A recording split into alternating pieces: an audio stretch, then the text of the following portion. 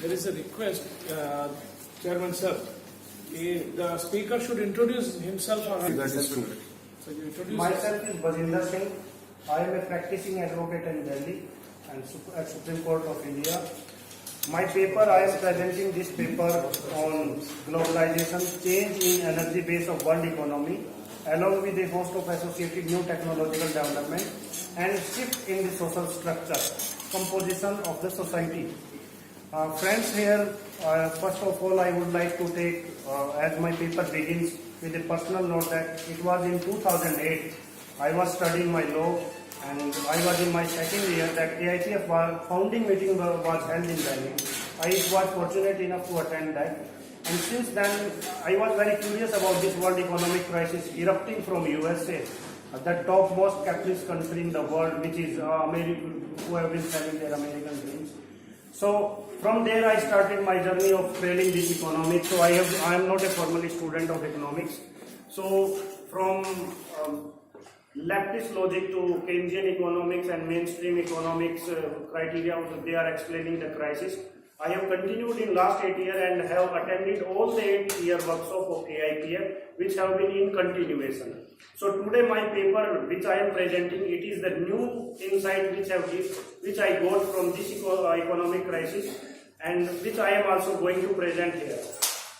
So friends, it was since in 2008. So there are two kind of crises. I am beginning with it on a note that two kind of crises were happening in the world economy. One was the energy crisis.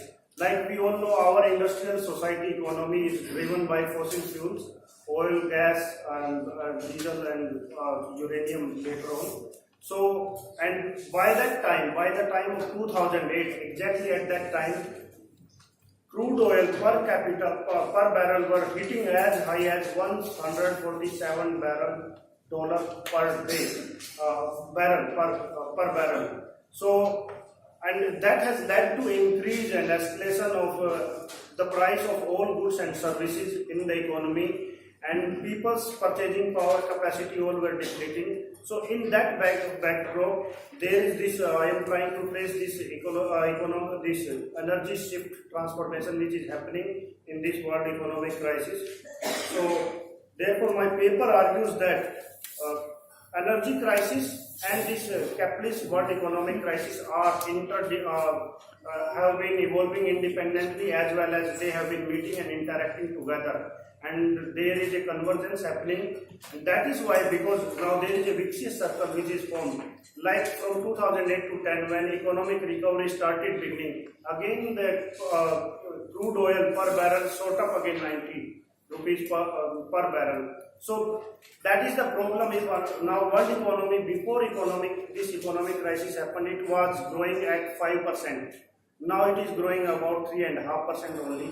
And if we are to reach again that pre-crisis level, so again our oil prices, they will hit high, and along with it the kind of technological development we have, on which this industrial production thrives, they have also been aging, and within that framework in last 1 or 2 decades, new technological development has taken place that will give answer partly to the kind of perceived partially true and partially high threat. The number one is ecological problem. Number second is income inequality. Number 3 question is jobless growth.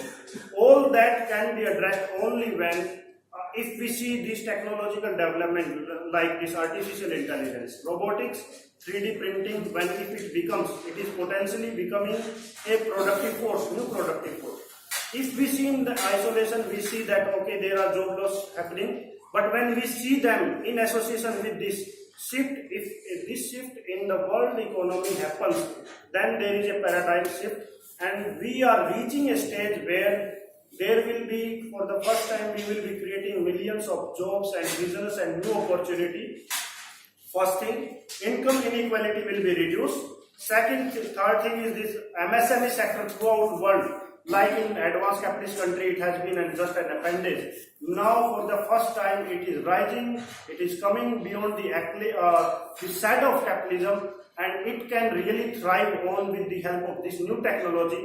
And if whatever thought, like as the earlier paper has argued, like in Panipat, that new technological development, it is making so abundant production that you are just within a day or within a month you are ruined, or you can just shot up to the top. So here lies the problem. If this energy shift, which is already ready, the technology are ready, only the industrial corporate vested interest, they are not launching it like the Tesla, Delmar in Germany. They are having their ready-made vehicles, smart transports, which will be run on hydrogen cells and another on green renewable energy. They are ready, they are just not launching, they are just trying to exploit from the existing. So this is the one significant point.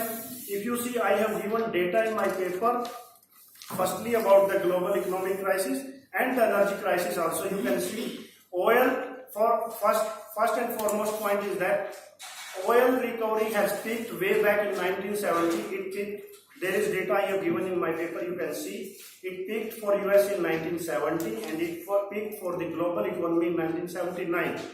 And I have given data from, I have quoted International Energy Agency also, their 2010 report, which have settled this question that total production of oil peaked in 2006. Then I have given one kind of optimist who are saying that world oil production totally, it is likely to peak between 2025 to 35, and another set who are saying between 2010 to 20.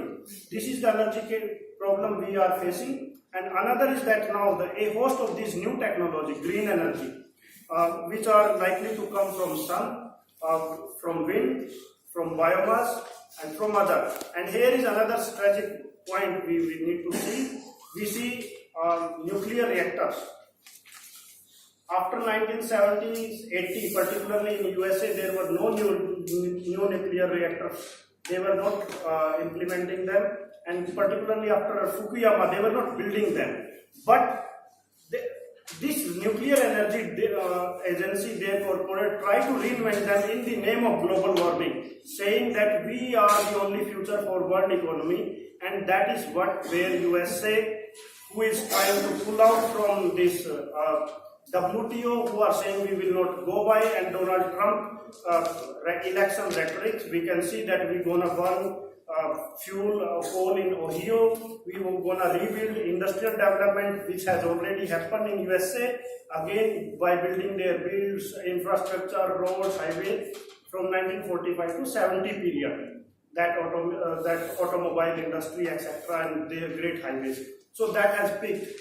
Now this is the problem. This is one of the point. Here in India, it was also a point in 2008 that there was tussle whether we should buy uranium or nuclear reactor from USA or not, and there was a withdrawal from the support of UPA-1. And now we see that there is a technological overwriting. All this nuclear energy is overwritten by solar energy.